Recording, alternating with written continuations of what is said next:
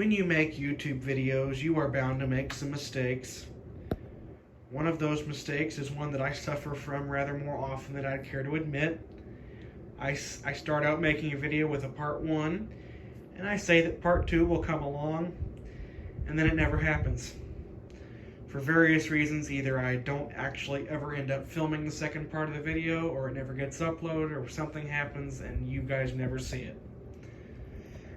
Right before Christmas, about 6 months ago, I started showing you how I clean antique ceiling fan blades. The video that was where I was cleaning a set of 52-inch Emerson round nose blades with some Murphy's Oil soap in my kitchen at about 3:30 in the morning. Here we are, June, I guess technically 13th. It is 1:40 in the morning, and I'm doing about the same thing.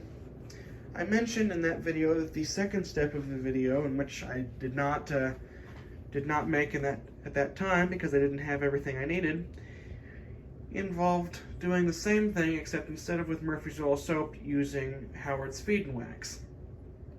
And as you'll recall, I went in the garage looking for a bottle of Howard's Feed and Wax, which I thought I might have, and discovered that I did not. So a little later that morning, namely as soon as the local Ace Hardware was open, so probably about 8 or 9 a.m., I went to said Ace Hardware, and I bought a bottle of Howard's Feed and Wax. And as you can see, I've used it quite a bit since then because, it's been 6 months and whether or not I've videoed this stuff or not, I've still had projects.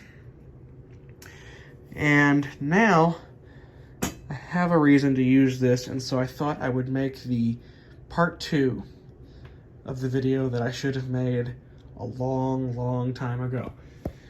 This is the 1952 Emerson Baby Round Nose, which has been a display piece in my room for a while, although you'll notice it is missing something, namely a swag kit. The swag kit that it was running off of previously, which was probably as old as the fan itself, had a little breakdown.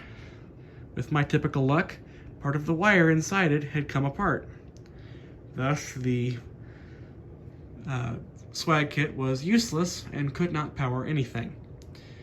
That's why there's no swag kit and why the wires are currently dangling like that. I need to go to the hardware store and get another one.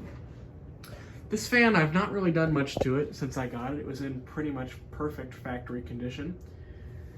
I did clean the blades with the Murphy's Oil soap. I did not put the Feed and Wax on it, and I realized that when I was looking at this thing a little bit ago, because you can still see a bunch of little tiny scratches. Howard's Feed and Wax has a few lots in life. It's a great little tool. One is it will put a protective coating on wood finishes. You can use this on pretty much any wood finish in your house. It will also give it a little bit of added sheen. And what I more recently found out when I used it on a set of late 70s Casablanca blades is it will cover up stuff like that really well. It'll make that look like it never happened.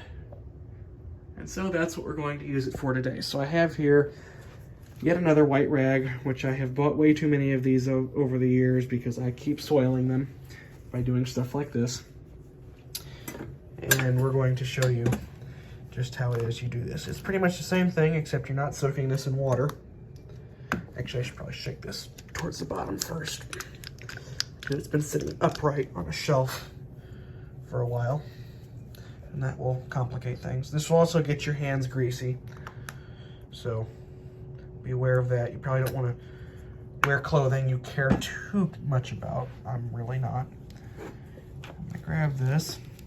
It's gonna be really hard to do with one hand, but I'm gonna try. And I'm going to just brush it. This is gonna be really difficult with one hand.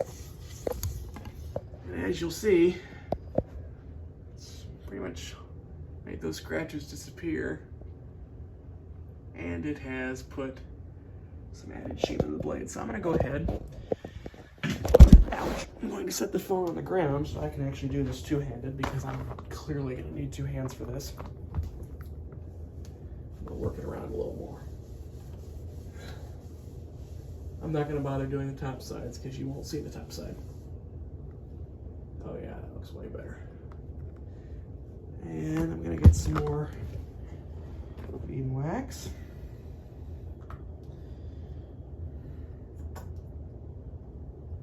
amazed my hands are not totally slick yet, because a little bit of this will sink or seep through a rag. I found that out the hard way.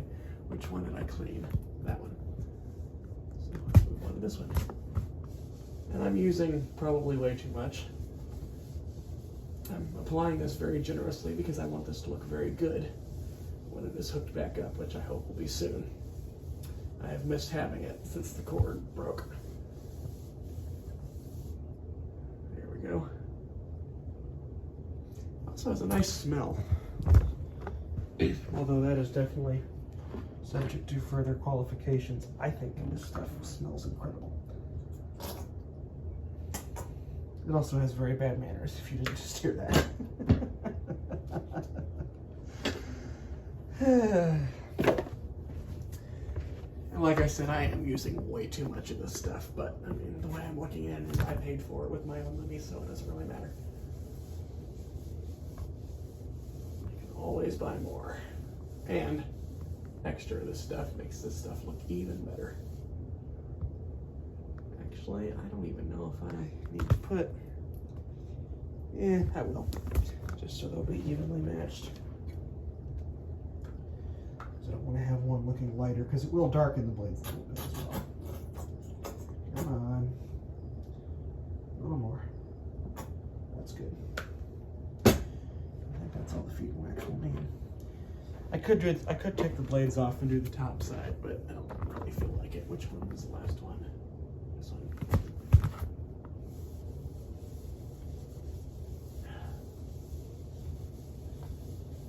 I should have taken the stuff to Kim folks when I did the ceiling fan cleaning spree there. A couple of, yeah, okay, let's find which one of these is a little bit less, because there's excess there. Just kind of burst out on there. Okay. As you can see, my hands are now, you know, that's what happens. But that looks really good. So that is the second step. And that's really all there is. I guess the third step would be if these were really bad, like if they were split, I would glue them, but I would probably do that before I did the Murphy's Oil soap or anything like that. So I guess technically this would be the last step. And yes, I did it on the ceiling. It's probably recommended that you do it on the ground. But, you know, there's nothing stopping you from doing it on the ceiling if you choose to. So, I will make another video. Here I am promising something that I probably should not be promising.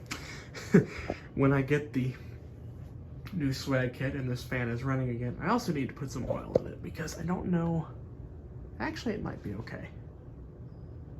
Although no, I did take it down for a little bit when I was trying to figure out what exactly went wrong.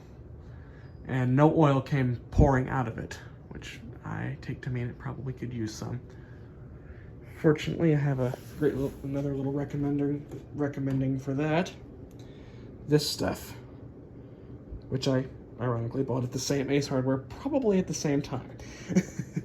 And I have used it for a lot of things, but it is what I would use in a fan like this. It's also what I used in the 1930s original. So, that is part 2. 6 months too late. And I will see if I could figure out how to put the link to the first part in the video description, although again, I won't promise that because I still don't know what the hell I'm doing, even though it's been 3 years since I started the channel, but whatever. So there you go. There's that sheen that I was talking about. And see, well, it didn't really cover up that scratch, but which blade was it that had the other ones? This one. Made them look like they never happened. There's oil right there. That's not good. Oh well. So really deep gouges like that, it won't really cover up. Although it looks, when the light's not on it, you can't really see it. But it won't cover up really deep gouges, but little tiny nicks like that one, it'll cover that up. No problem. So there you go. Now it is 1:50 a.m. and I think I will be taking myself to bed. And I'll have another night of looking up at this thing and expecting it to be running, and it's not because there's no swag kit, because I have to get a new one.